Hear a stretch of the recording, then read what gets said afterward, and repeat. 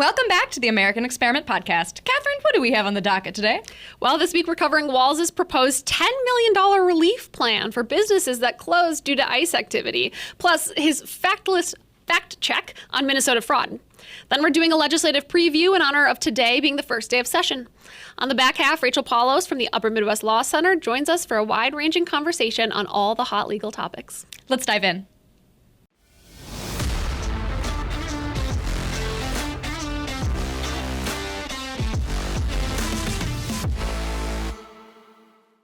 If this is your first time joining us, welcome to the American Experiment Podcast. Things are pretty crazy here in Minnesota, and we try to bring you a more sane perspective and take on things. My name is Grace Keating, here with Kathryn Johnson, and joined by Bill Walsh. Bill, welcome back to the show. It's been a while. Great to be on the show. Kathryn, Always. Did you have a nice Valentine's Day? Oh, yeah. What did I do on Valentine's Day? Oh, I went out to dinner with my in-laws. It was lovely. I felt like a old married couple. It was my first year of marriage, but we were already doing old couple things. It's very nice. What about you? That's sweet. Yeah, it was a really nice day. We kind of bounced around to different locations all night. Went to Getaway in Carver, shout my out. Favorite place. Shout out to Getaway. Getaway Cafe. Yeah, we bounced around, did some cocktails, did some different food trucks. It was very, very fun. How fun, Bill? Bill? Pass. Single Bill? Pass. Pass. Let's get to the content. Let's get to the content. Well, the big news coming out of this weekend, or I should say end of last week, is that Governor Walz is proposing, for some reason, a $10 million relief package to help businesses that were negatively impacted economically by the ICE surge in Minnesota.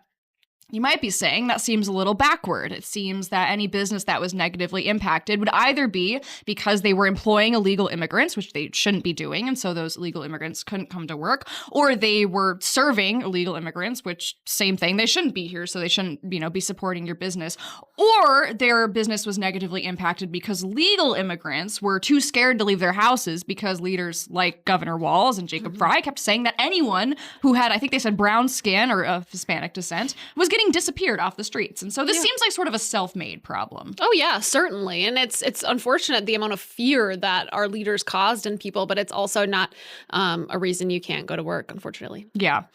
What's concerning to me about this story is that he says that this $10 million economic relief package, which it's $10 million worth of $10 million of forgivable loans for these businesses between $2,500 and $25,000 per business. And the business has to earn revenue between $200,000 and $4 million annually. And he says that this relief package is, quote, a very small piece of the post-ICE recovery. And that's what's concerning to me is they create this problem. They create this culture of fear with ICE activities in the Twin Cities. They tell people not to go out because they're going to get, picked up in unmarked vans. That's what they kept saying.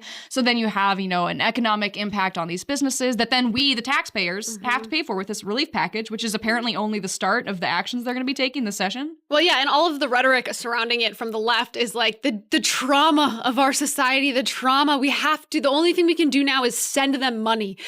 You've seen all of this fraud going on in Minnesota. Everyone is talking about the fraud, how much money our government has wasted, and their solution is to just send out more money, forgivable loans. Seriously? To me, it just seems so tone deaf. Like, how would you even, Governor Walz, suggest this at a time like this, that you're just going to ship out more of the taxpayers' money with no benefit? Haven't we seen this movie before? I mean, this is COVID all over again. Yeah. We scare everybody into wearing masks, don't go outside, stay home.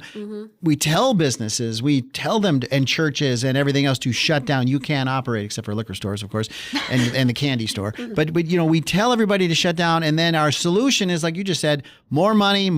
Let's we'll the federal government, the state government will come in to help, and this is where feeding our future came from. It was from a COVID relief package to say, kids can't get access to meals when they're not in school. We got to have these sites set up so that kids and families can get meals. We have to feed them. Here's all the money, and it's such a crisis that we're not going to worry about all the hoops and the bells and whistles you got to figure out to give away the money like we normally do. We're not going to do site visits because we've got to get the money out because we've created this crisis. And then we have all this massive fraud that it's going to be another year or two of undoing and convicting people of the fraud that they took advantage of. So yeah, $10 million, what we're going to have a press conference from the U.S. attorney in a year saying, well, of the 10 million, we think 8 million was fraud, and 2 million was legit. We've done this before. We cannot possibly go down this road again. And it all came from that culture of just handing out money as fast as you can, no questions asked. I don't care what you do with the money, but I look good if I give you it. So that's the end of the story. And the timing of this is so funny because also last week, the Walz administration put out this fraud fact-checking website to try to push back on some of the terrible press that they've been getting, rightfully so, for Minnesota's huge fraud scandal. And Bill Glahn did sort of a deep dive into it at AmericanExperiment.org. And it's produced by the Department of Human Services, which is fraud central. It's ground zero for fraud. So it's already you're losing some credibility Fox, for me. Henhouse. Yeah, exactly. Exactly. And so this site takes on 5 claims that people are putting out around fraud in Minnesota. And I'm not going to go into every one of them. It's just 5 claims. I think what's most notable about this site is they don't have any sources or links to back up any of the things that they're saying. They don't link to the sources of these claims that supposedly, they're all in quotes, so it looks like they're quoting material. They don't say where people are saying these supposed, anti-fraud claims. But then they don't provide any links or material or data to back up what they're saying.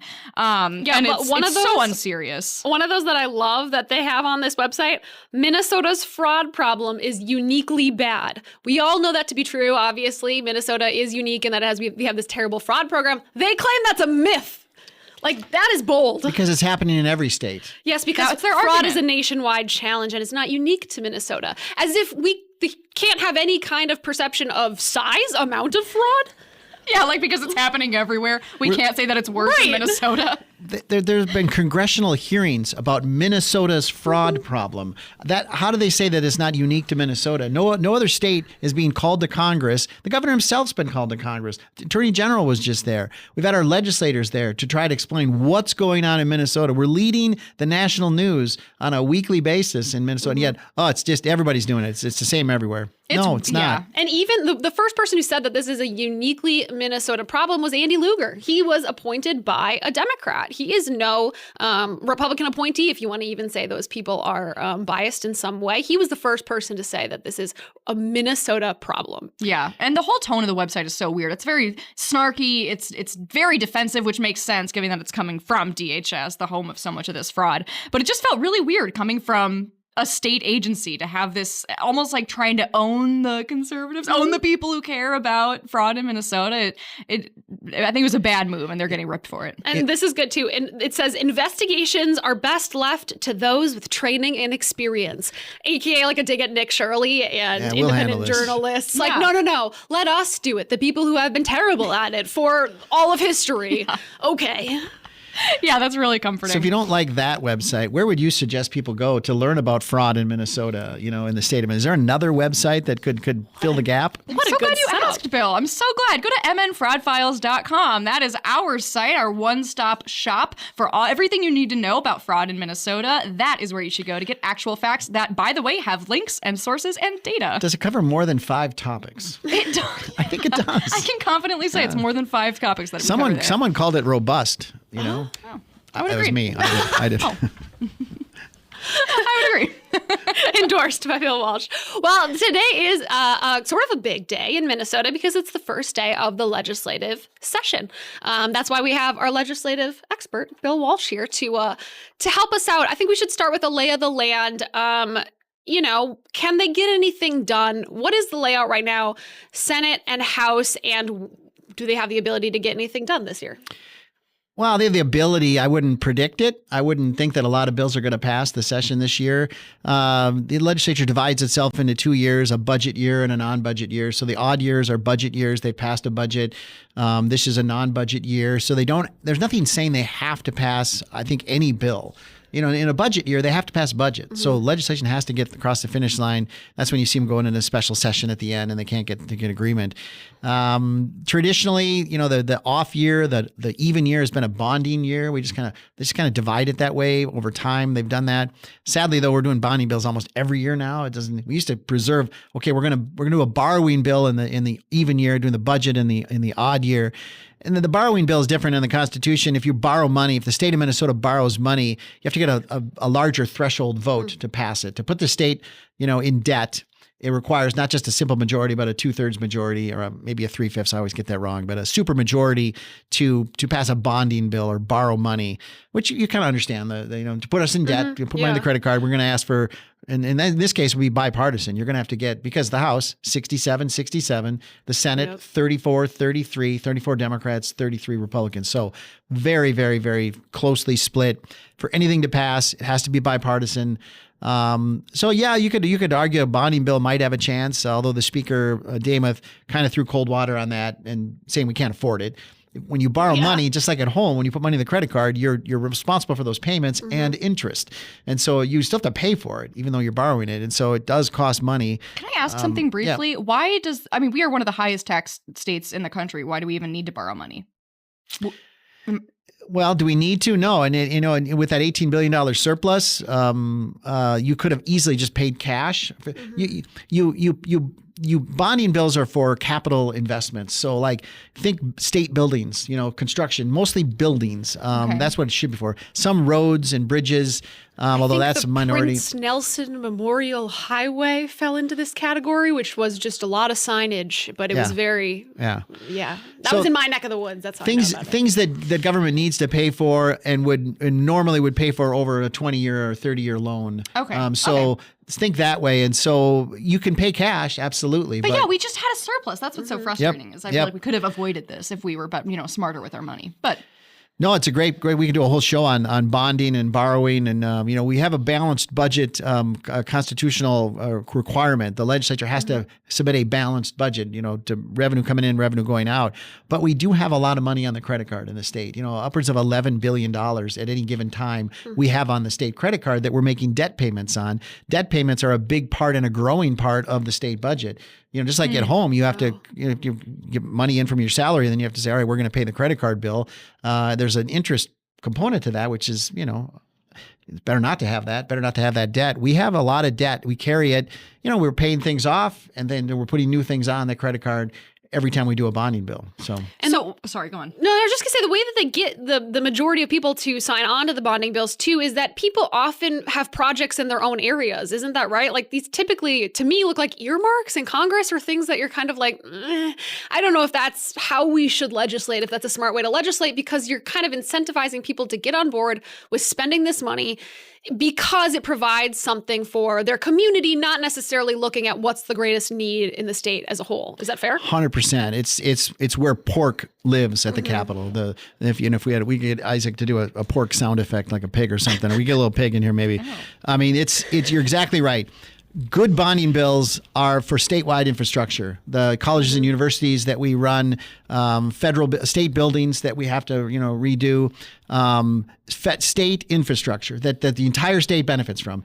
Bad bonding bills, the one you just described, in order to get people to support a bill, you start buying off people in their districts. So now we're buying local projects. And you really shouldn't have, if in a perfect world, you wouldn't have local projects in a bonding bill in the state, but that's how they get the votes. We'll do your skating rink. We'll do your curling club. And I'm not making these up. These are in recent bonding bills. Curling clubs, ice rinks, hockey rinks. And the whole state's paying for that, museums, even though it's just one city. Yeah. And so, and then a lot of water treatment facilities that cities are supposed to maintain, counties are supposed to maintain. We do a lot of, we're doing public safety buildings now. And we're doing city halls, we're doing city streets. Man. I mean, we have completely ruined it. And I think the last good bonding bill that was a straight up statewide impact bonding bill was like 2011, when Republicans controlled the House and the Senate and Governor Dayton was governor. That's the last pure, clean bill I think we've had, and not many before that either. I mean, so that one stands out. Representative Jim Knobloch chaired the committee that year, and he was just determined to only do state projects, maybe regional projects. If you're in a region and the project benefits a lot of people in a region, you could argue that could be in the bill. But no, they're full of pork. And I'll just say from my experience at the city level, in White Bear Lake, we built a hockey rink a few years ago. We did it with our hockey people and our skating side. We did that ourselves. We have a water treatment facility. We do it ourselves. We just built a new public facility for our police and fire. We did it ourselves. And then you look at the bonding bill, there's like random cities every year get this done, but the whole state taxpayers paying. So what should cities do? Should they get in the game and try to get ours, or lobby or recommend that we stop doing those local projects? local cities should handle those kind of things. And that's the problem, is as long as legislators, feel like they're benefiting their hometown by bringing this pork to the Capitol, it feels like a practice that's never going to end, because the people who have the power to stop it don't want to stop it. No, and I used to try to say this to legislators when I worked at the Capitol. There's a guy named Leroy Copendry who represented like Onamia, Mille Lacs Lake area, and I can't remember what town it was. Might have been Bram. Might have been one of his towns. They never voted for him in the legislature when he ran. He won election, but this town, I can't remember whatever it is, would never vote for him. So it was like 60-40 against him. And then they needed a water lift station, for their water treatment place. So he went to Governor Carlson. He was leadership in the House. And we were in the minority, but he got it done. He delivered for that town, that small town in his district, a water lift station that saved their property taxes millions of dollars for these people. 60-40 in the next election against him. Did not vote for him. And I used to show that to legislators. It doesn't matter. Bringing home the bacon, thinking you got to do this pork for your district and they're going to reward you with an election. It doesn't. People don't vote on that. They vote on other things. And they certainly voted against him, even though he saved their citizens millions of dollars in future property taxes. They still voted against him. Wow. That's so interesting. The other kind of backdrop to this year's session is this is the first time the legislature is convening since Melissa Hortman was murdered and John Hoffman was shot. And so one of the things that I know is different is there's a new security system in place. Have you heard anything about that bill? Is that a big deal, do you think, this year? It is. I mean, I was there this morning and I didn't go to the Capitol. I was in one of the House office buildings, so I didn't see it. But somebody told me they came through it, and it's magnetometers, like at the airport, and it's easy to pass through. It was pretty painless from what I heard this morning at the Capitol the first day. I worked at the Capitol a long time, and I love the fact that it was open and accessible, and you could go visit your legislator. And I don't like the new regime, but I understand it. People are literally getting killed, these legislators, and so I don't. It's a natural reaction to that. And there's many capitals around the country that have metal detectors to get in and control access.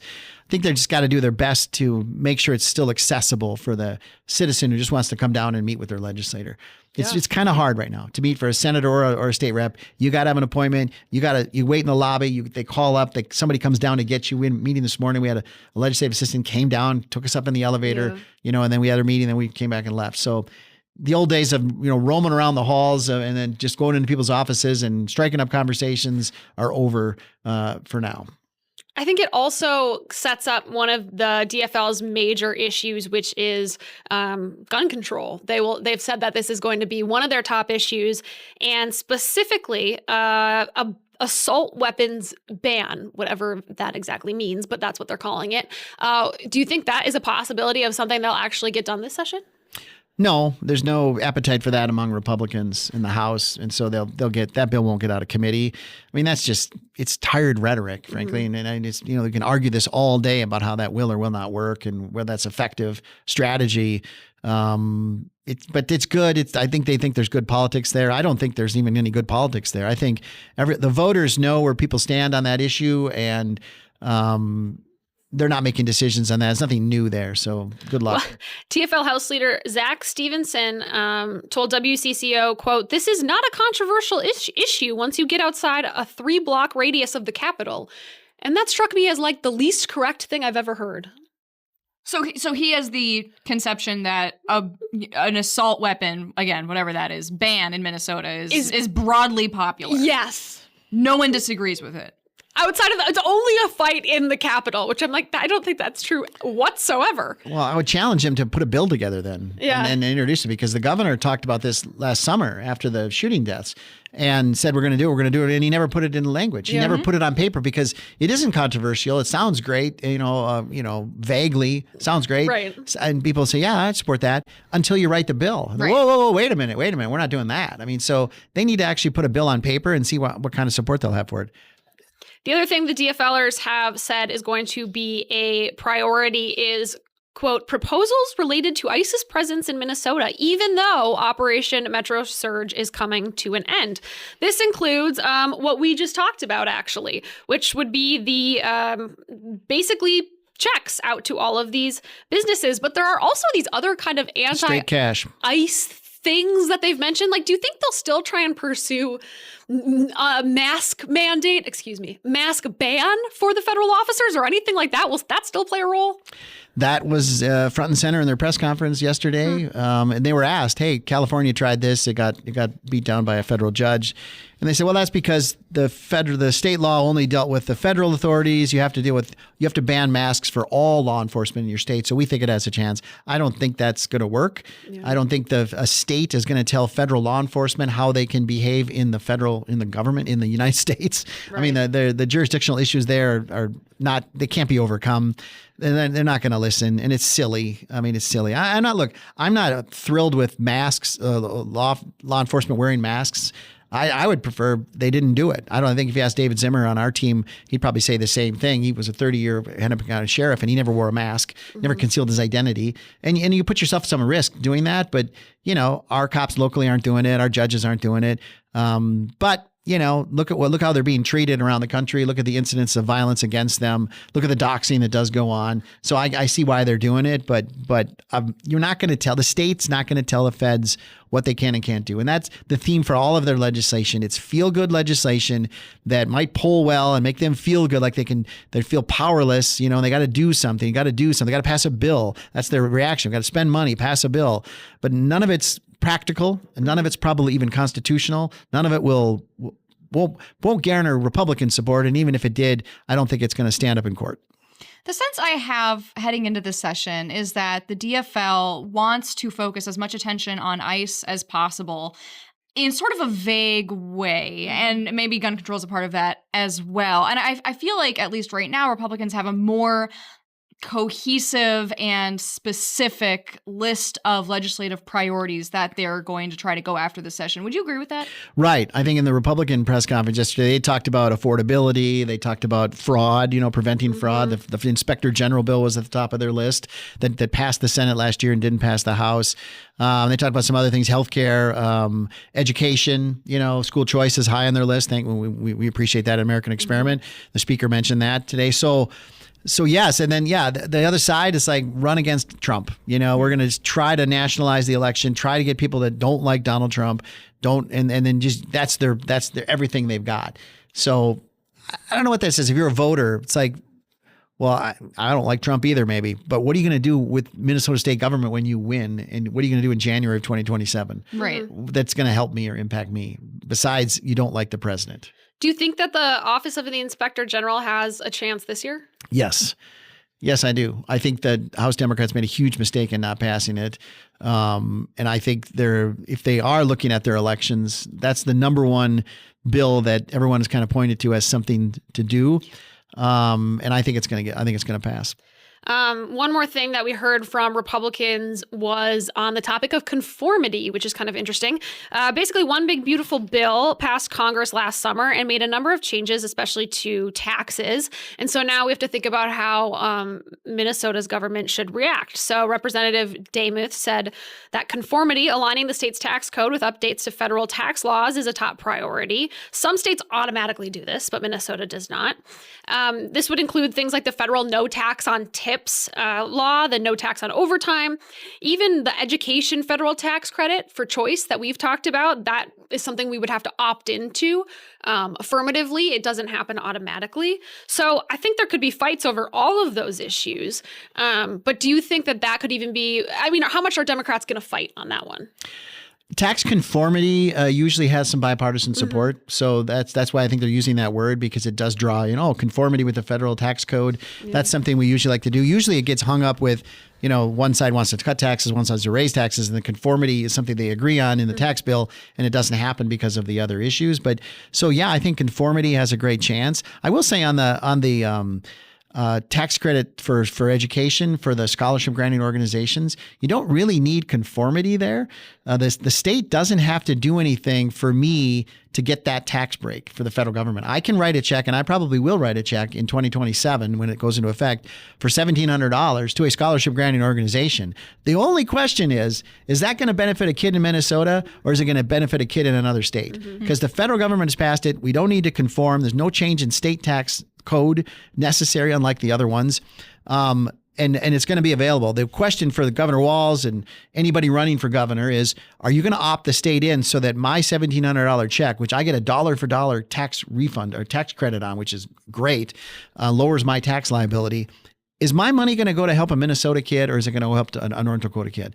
Because North Dakota's opted in and Iowa has opted in. States around us are. I expect South Dakota would too, if they haven't already. I think they have too, yeah. So Wisconsin hasn't, but Minnesotans are already able to write that check. The only question is, are Minnesota kids going to benefit? By the way, public school kids, charter school kids, homeschoolers, private school, doesn't matter. The benefit can be there for those scholarship granting organizations.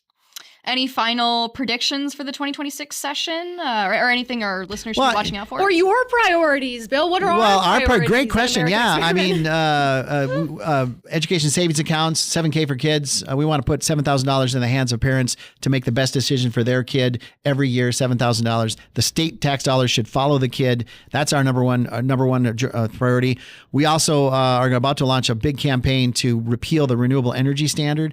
Everyone's talking about affordability. Energy is one of the things that really get at the family budget, your cost of gasoline, the cost of electricity.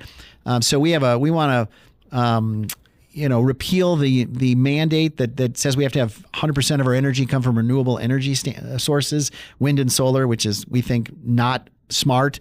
And we want to promote nuclear energy. And right now, Xcel Energy, if they wanted to begin planning for a nuclear power plant in Minnesota or grow, they can't even bring a proposal to the Public Utilities Commission. It's against the law for them to even plan a future in 10 years from now, a nuclear facility, which is insane. The rest of the world is going nuclear, small modular nuclear, all these great technologies. We can't do it in Minnesota. So undoing that is our second big priority.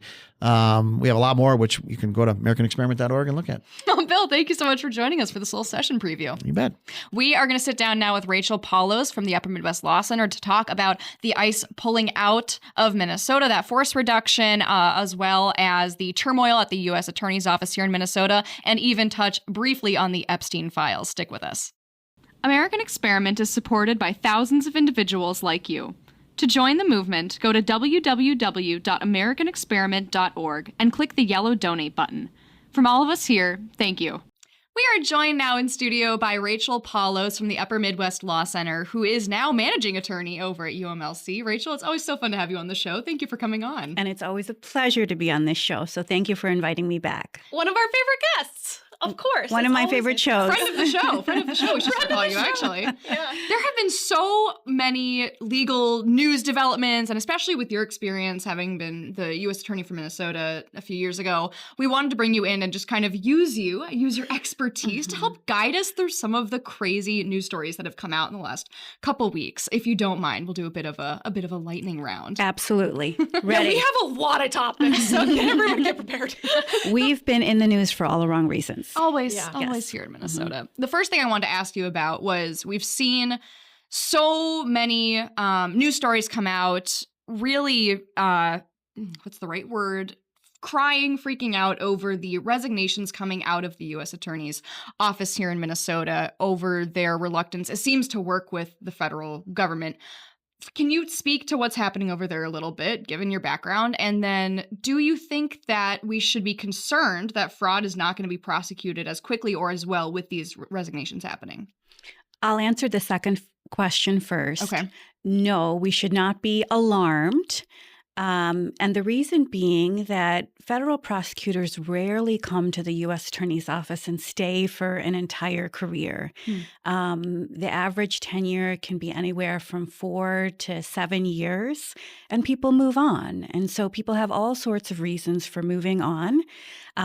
It is relevant to me that the 3 people that I think were really critical to the fraud, for whom I have enormous respect, and that respect has not changed, the former first assistant, Joe Thompson, the former criminal chief, Harry Jacobs, and another former criminal chief who then became a senior counselor, Melinda Williams, have left the office, but those 3 aren't speaking publicly about the reasons for their departure. And so it's really not appropriate for the media or for other people to be speculating about the bases for their departure unless and until they wish to speak for themselves. That's their narrative to share with the world.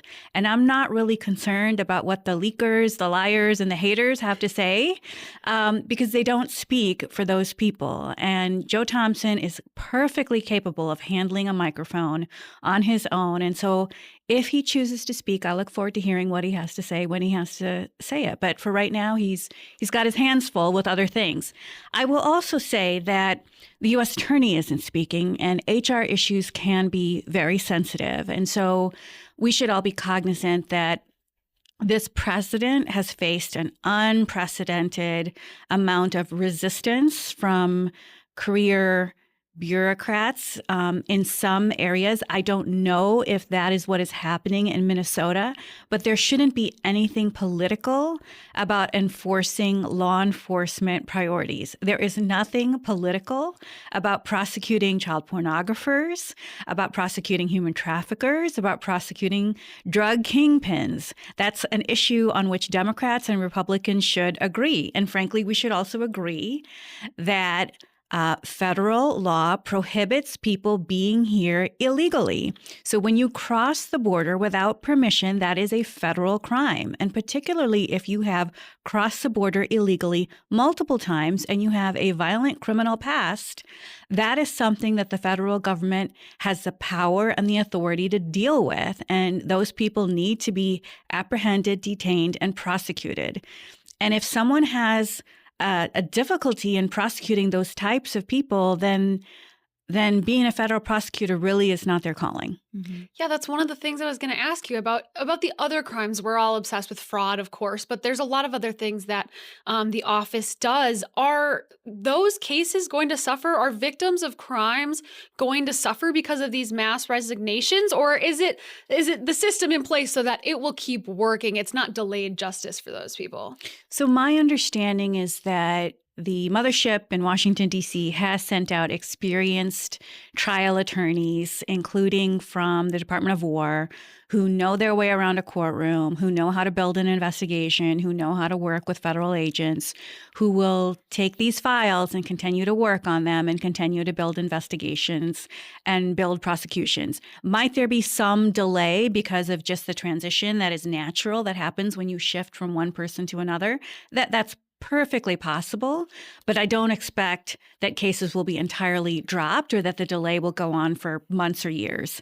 I expect that these are capable people who are well able to handle sophisticated cases and can take the baton and keep running. Yeah, that goes for fraud too. I hope that we see more charges, more fraudsters being prosecuted. Hopefully it doesn't take too long for them to get back into it. That should be the number one enforcement priority in Minnesota.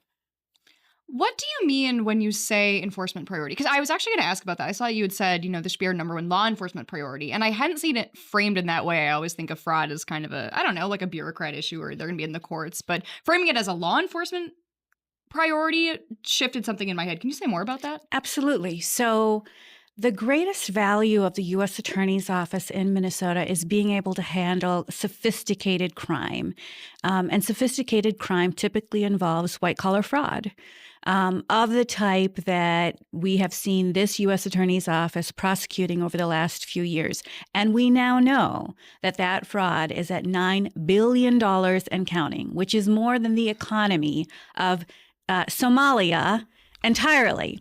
And so, I heard that. Yes. And so that is something that we should be extremely concerned about. And there's a reason that the U.S. Attorney's Office has been singularly focused on that issue. And there's a reason that Minnesotans are so concerned and upset about that issue. And there's a reason it was driving so much of the conversation in this state for 4 months now. And so I think to the extent that we can get back to prosecuting fraud and prioritizing fraud, that clearly is an unprecedented number as far as the U.S. Attorney's Office prosecutions have gone in recent history. And that is something that needs to be made a priority once again. And I'm looking forward to the day when that is once again center stage. Now, you are obviously not working on this case yourself, but given your experience, what do you think are the odds really of us reclaiming any significant portion of the funds that were stolen? Because it's great to see justice being served and, the fraudsters being prosecuted. But again, we're talking $9 billion in fraud. Is any of that going to come back to the taxpayers? Yeah, and some amount of it is in Somalia or is in Kenya, is in property across the world. So we can never get that back, right? Well, I wouldn't say never. I would say that I have mad respect for the work of the FBI and the IRS and other postal inspectors, other federal agents who are able to track and trace the money trail and who are able to reach out to other countries through mutual legal assistance treaties and ask for help in tracing and trying to obtain funds that have been expatriated. Depending on our relationship with the foreign country, it may or may not be possible to retrieve overseas monies, but certainly for monies that have not been spent, that are still available here in the United States, we have every reason to expect that those could be retrieved. But the reality is, as you point out, Kathryn, in a lot of white-collar cases, funds have been dissipated. And so the key is to try to uncover the fraud as quickly as possible before the monies are dissipated. Joe Thompson's name was in the news again recently because he's actually one of the lawyers defending Don Lemon, former CNN journalist, in court for his role in the city's church protest storming, however you want to frame it. Under his own name, right? He started his own firm and announced his first client is going to be Don Lemon. Right, alongside, I think, one other person who had left the U.S. Attorney's Office, which is interesting. My question is, what do you make of Don Lemon's case? I mean, just on the surface, what do you think his best defense would be? What do you think are the merits of the defense that he's mounting? Because he has said he's going to plead not guilty. Is he really a journalist? I think no. So I watched the video, and in my opinion, as an attorney, as a former prosecutor, as a person of faith, the invasion of the city's church was an outrageous desecration of a holy site. And there was certainly a basis for federal authorities to open an investigation for a violation of federal law, and specifically a violation of the FACE Act, which interestingly provides a cause of action for anyone who, quote, injures, intimidates, now I can't even read my own writing, or interferes with people attempting to exercise their First Amendment rights. And so it doesn't necessarily need to be a violent action for a person to be charged. And if you watch the video, Don Lemon is very clearly working with the mob, and I would describe them as a mob that stormed the city's church. He very clearly interrupts the service. He very clearly interferes with the ability of parishioners to worship. In fact, he traipses about the church, microphone in hand. And in front of the pastor, too, putting it in his face. And that is key. That is key, Kathryn, because at one point he attempts to interrogate the pastor about what is happening, and the pastor very gently but repeatedly asks him to leave the church. He does not leave the church, but he continues to interfere with the church's ability to conduct its own worship service. And so to me, that is a critical turning point when the pastor asks him to leave and he fails to do so and instead continues to wander about the sanctuary, poking his microphone in people's faces and demanding to know what they think about this outrageous invasion of their church. And then he is in cahoots again with the mob afterwards to debrief with them about their actions and about their effect. And so this does not appear to be the action of an independent journalist simply reporting as a bystander. In which case his actions would be, of course, protected by the First Amendment. This is something that appears to cross the line. But ultimately, of course, a grand jury has already decided that there was probable cause to indict him, and now it's going to be up to a jury of his peers to decide if he's guilty beyond a reasonable doubt of violating the FACE Act. You're seeing this pulling out of the ICE agents here in Minnesota, and it's interesting to watch because both sides are apparently claiming victory. You know, we're seeing the federal government saying, well, we're seeing unprecedented cooperation with local officials now. This is what should have been happening from the beginning. This is a great victory. And then, of course, you're seeing the anti-ICE protesters, the agitators saying, look, you know, all of our work, our chaos, our storming of the church was successful, and things either way are de-escalating. But I was curious to hear your thoughts on what you make of each side claiming victory. Where's the truth in all this?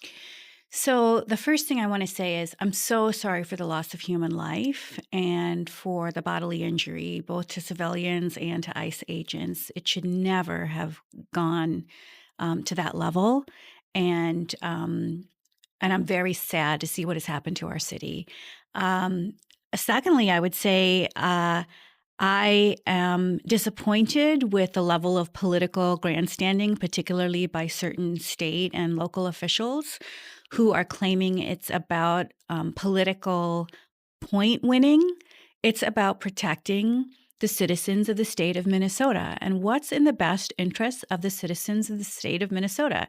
It's about getting violent criminals off the streets, and it's about moving these interactions off of the streets and into the jails and the prisons and other confined centers where they can occur in more safe circumstances so that innocent civilians aren't being placed in harm's way. So, for example, when Attorney General Bondi asked entirely reasonably for state and local authorities to turn over criminal aliens that were in the custody of the state, which they had long rebelled against, that was an entirely reasonable request. And that is something that, as she pointed out, would avoid pushing these interactions onto the street, but would have arrests taking place in prisons and jails, which is where those interactions should be happening. And so this is a state where there has long been tremendous cooperation, for the most part, between actual law enforcement authorities on major crimes, on everything from, as I mentioned earlier, human trafficking to drug smuggling to child pornography to white-collar fraud investigations. And when that cooperation works well, it works tremendously well. I would like to see that spirit of cooperation being revived, and I would like to see people not worrying about who gets the credit for a job well done. Yeah, there was a great example of this, the kind of war between the state and the feds yesterday at the Hennepin County Government Center, where there was a guy who was in court because he had been found with 52 pounds of meth on him. So he's in court at the Hennepin County Government Center, and apparently ICE somehow finds out that he's there, and they swoop in and they grab him and detain him and try and take him out of the government center from where he was in court. Of course, this causes a whole hullabaloo, and there's people with their whistles all over, and people yelling "F you" to the ICE agents. It's this really kind of chaotic thing. But to me, I mean, what's the right thing to happen in that situation? Because it's obvious that these two groups are not working together, but in an ideal world, wouldn't the state want them to come in and take this criminal off the streets because he is both an illegal alien and now has been found with 52 pounds of meth? But instead, because they're not working together, it causes this whole kind of scene of chaos. But ideally, what would happen there? Ideally, what would happen is that we would recognize that the Civil War settled this, and federal law on immigration is supreme. And the states should stop rebelling. And whether the issue is slavery or segregation or immigration law, these sanctuary cities should stop rebelling against the authority of the United States government and turn over criminal illegal aliens. There is absolutely no reason to harbor drug traffickers, murderers, rapists, and other violent criminals who pose an ongoing danger to the citizens of the United States. And so the reason we're seeing these kinds of really inflammatory interactions is because the sanctuary city policies passed by Minneapolis and St. Paul, those are obviously not helpful to a cooperative law enforcement relationship. Well, and you say, yeah, we have to worry about the whole point here is keeping citizens safe. And Mary Moriarty just did an interview with one of the local news outlets and said, well, I was worried about someone getting injured in a foot race was, what she was concerned about in this whole thing, because some people tipped off the criminal and he started running and ICE agents got him right away. But hold on, why are you not concerned about the safety of our community at large when there's a drug trafficker and an illegal immigrant? And so I feel like people have completely lost the plot and are only worried about, like you say, scoring political points and not the safety of people. And then there's this other element where the media is totally on the side of the state because the coverage of this story was insane. It was, all about the chaos that ICE caused, not about this man who is being taken off the streets, thankfully, who's dangerous. Right. What was your experience when you were in the U.S. Attorney for Minnesota with the media? How did you get along with the media? And did you have the same problem where they were often not on your side and working against you in the work you're trying to do? So I would say that my relationship with the media over the last 10 years has been a productive one.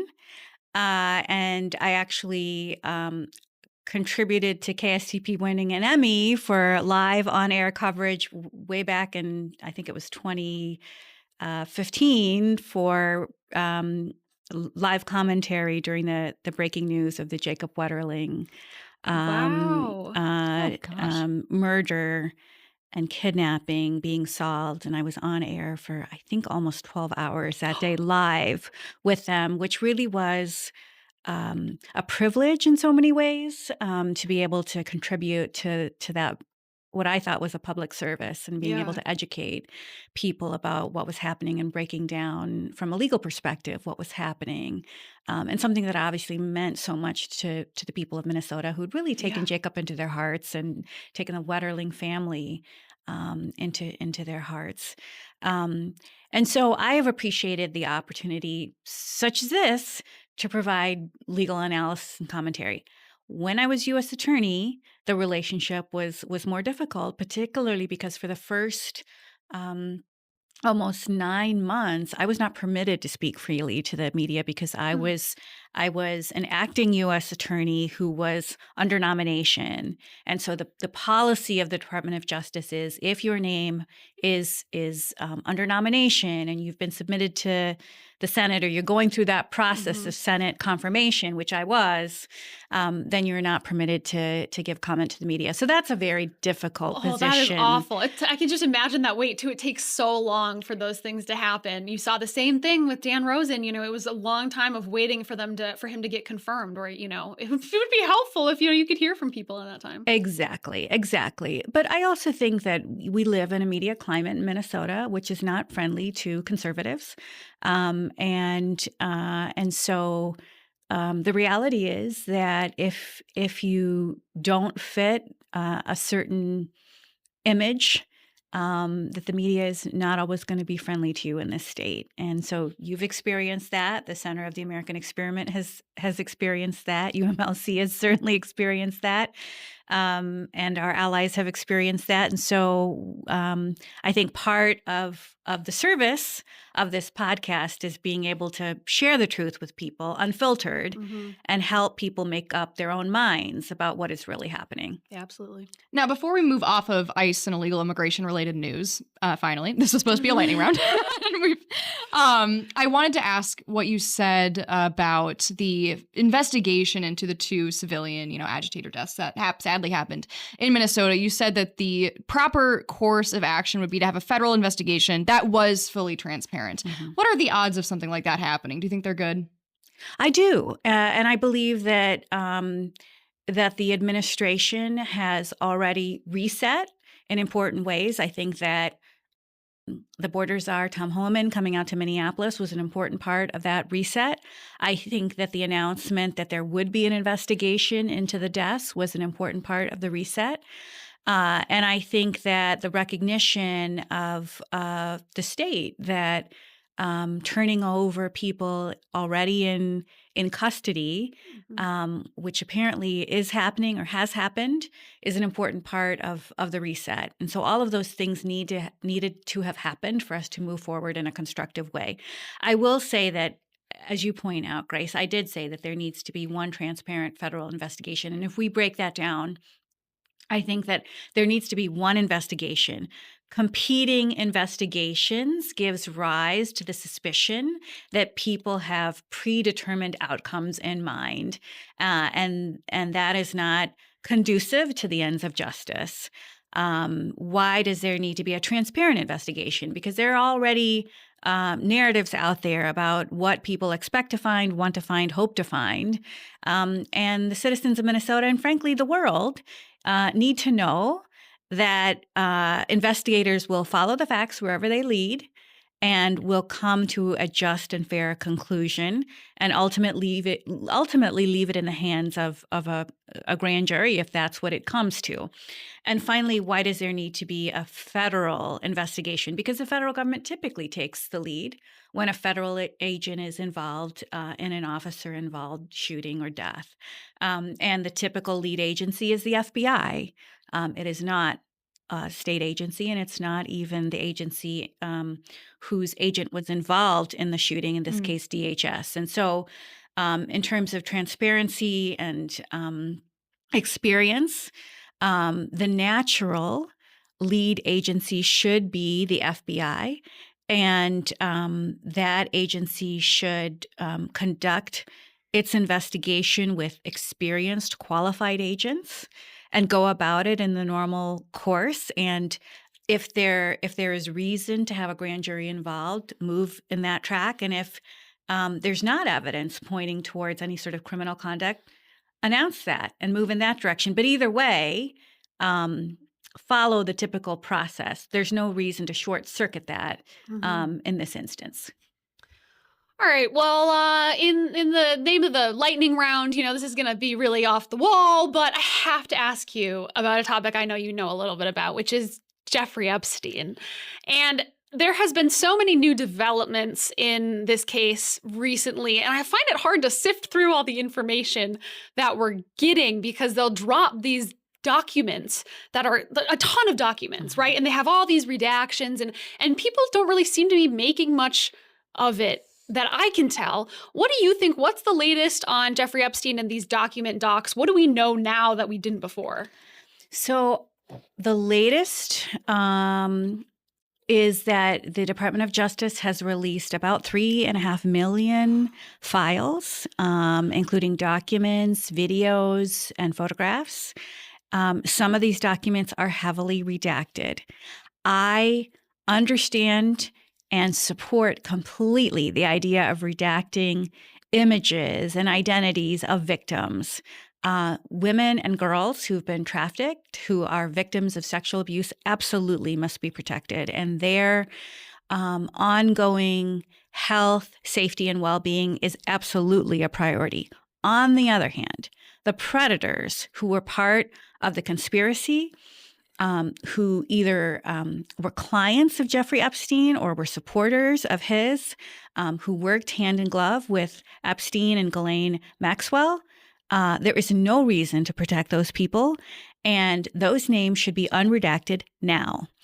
And we already know that based on revelations from Ghislaine Maxwell and her attorney and statements from the president that he has no involvement in this. And so it's certainly in the interest of the Trump administration to just turn that information over as soon as possible. But any perception of slow walking is not helpful to the president on multiple fronts. And so I think it should not take Congress people reading out names on the floor of the House or Senate for us to get this information. That work should be done by prosecutors who have, in the first instance, access to this information. Let's let the American people decide. If these files are already out there, let's let the American people decide. Yeah, that's so interesting you say that, because I've heard that people have suggested that as an alternative to, getting the names of some of these people who were compatriots with Jeffrey Epstein who were involved in this, because they are being redacted and we're not seeing it that way. The theory is the victims could go to members of Congress, and members of Congress could say their names on the floor because they're not held legally liable for the things that are said on the floor. Is that correct? And that hasn't happened yet, right? That has not happened yet, where names of victims have been revealed, to my knowledge. Oh, I'm sorry. Names of the people who perpetrators. So at least 6 names of alleged perpetrators were revealed yesterday afternoon. Seriously? Yes. Interesting. And I believe that was done by Congressman Ro Khanna. And so is that activity protected? Yes. At least theoretically, under the speech and debate clause of the U.S. Constitution, anything that is said or done on the floor of the legislative bodies of the House or Senate is protected. And so that is why these representatives are essentially taking matters into their own hands and revealing identities. Wow. Because they have access to the documents, they're seeing them, and they're coming back and reporting on what they've seen. Well, they have access to the unredacted documents. Correct. That the public doesn't, right? Correct. Because they have to go in person. It's like this funny thing where they have to go in person and look at the documents, right? And then I've seen some of them. I think Ro Khanna was outside where he was looking at the documents, talking about how crazy it was and how the things that were redacted were messily redacted. It wasn't just names of victims or whatever he said. There's all kinds of things that have been redacted that really shouldn't, that the public should see. Right. And so the process, I understand that we're talking about a massive amount of information, but given the number of attorneys that we understand, hundreds of attorneys have worked on this, we need to have a better process and a cleaner process that people have confidence in, and that makes victims feel like they are also being treated respectfully. There's a concern I'm hearing that with the information that's coming out in these files, the names of the alleged perpetrators being in every facet of American and even like worldwide culture and industry, it's people on both sides of the political spectrum. There's a fear and a sense that even with all of this coming out now, the dark underbelly of society that has been exposed with Jeffrey Epstein's island and the sex trafficking that was going on is never really going to be rooted out. This will continue in some form or another. And there's nothing that we, the people, can do about it, even if, this case goes well. What do you make of that claim? Or that fear, I should say? Well, I think that we have the best justice system in the world. And I believe that the American people are rightly outraged by Jeffrey Epstein's crimes. And I think that when I think about how far we've come on the issue of human trafficking from where we were 20 years ago, where it was not even on the radar screen, I'm encouraged by how much progress we've made and how much empathy there is for victims. And so I think what's happening now with first of all, the law that was passed in terms of the statute that was recently passed, that was signed by the president for transparency and revealing information regarding to the Epstein files. This new law, Virginia's law, that would eliminate the statute of limitations and extend U.S. jurisdiction, give rise to a civil claim of action. I think the law is moving in the right direction. We are constantly moving towards, in the words of our greatest president, forming a more perfect union, right? Mm-hmm. And so in this life, on this earth, will we ever have perfection? No. But I'm really hopeful that we're moving in the right direction, and I'm hopeful that the American people are trying to do the right thing and will constantly push their leaders to do the right thing. Rachel, I can confidently say you are the most optimistic lawyer that I know. I'm around a lot of lawyers, and they don't always sound like you, Rachel. I love it. I'm a person of faith, and so that gives me basis to be hopeful. Yes, you have to be. You just have to be in these trying times. In these trying times, indeed. Indeed. Is there anything you want to preview over at Upper Midwest Law Center before our time ends? Yes. So we are carefully following the fraud story that has just been enveloping this state with distress, as many of our fellow citizens have been. And we are particularly concerned about the treatment of whistleblowers who have come forward very courageously to tell their stories, who have been ill-treated by people in government. And so I would just like to say, we hear you, we see you, and if you need help, we at the Upper Midwest Law Center would love to hear from you. If you have blown the whistle, if you've tried to blow the whistle, if you know about fraud, past or present, we would love to help you. We know it's a difficult journey, and we know state law does not fully protect whistleblowers right now, but we'd like to be part of the solution instead of the problem that has been festering in this state for a long time. And so that is something that we are actively looking at, but we need the public's help. That's awesome. And so important because, yeah, we've heard from whistleblowers who have had to stay basically in secret because they're worried about the repercussions of coming out and talking about the fraud. There's a high price to pay, and we respect that, but we'd like to help. Yeah. Where can people go if they want to hear more about the work you're doing? We have a website at Upper Midwest Law Center. So it's www.umlc.org.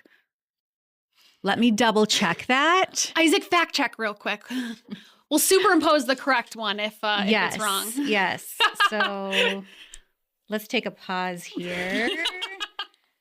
I think that's right. I just went there yesterday. I think umlc.org is right. UMLC. I apologize. Yeah, it's Just www. That's exactly right. UMLC.org. That's right. That's right. I got it right. Never second guess yourself. Doug would be like, pulling her as managing attorney. She can't even get her website right. I'm just looking at my notes to see if there's anything else that I want to say. Yeah, there is one other thing that I want to say. I'll intro you. And so, on the controversy on immigration, I would like to say something hopeful. I'd like to end on a hopeful note. And so, everybody's talking about we're anti-immigrant, we're anti-people of color, and that's not what is happening here. And I'd like to address that. Sure. Yeah. I can tee that up. Mhm. Yes, that'd be great. Okay. Love that. Any final thoughts you want to leave our viewers with before we sign off? Thank you for giving me the opportunity. I really appreciate it. I am concerned about some of the rhetoric that has not been helpful. And as you mentioned earlier, I try to be a hopeful person, but part of the basis for that hope is my own personal experience, including as someone who comes from a multi-generational immigrant family. But the reality is that we are all part of a bloodline of immigrants in this country. Unless you are of Native American stock, someone in your family came to this country, made the brave decision to cross an ocean or continents to come here. And we value that in this country. We respect and welcome immigrants. And part of the beauty of America is the story of embracing and weaving into one nation people from all across the globe and making this great American experiment work. So what's happening in Minneapolis and really what we're seeing happening across the country is not about being anti-immigrant or anti-minority or anti-people of color.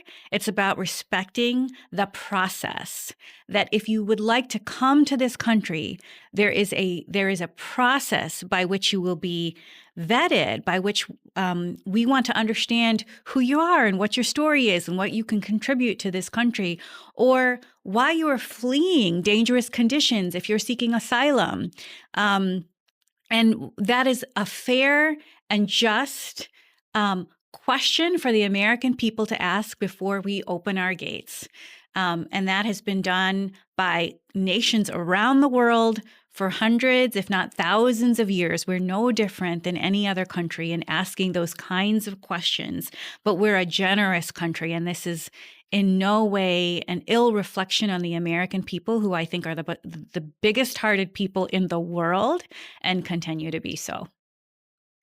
Rachel, thank you so much for coming on the show today. It's always a delight to have you with us, and we look forward to having you on again very soon. Thank you so much. Happy Valentine's Day, my friends. Happy Valentine's Day. Thank you.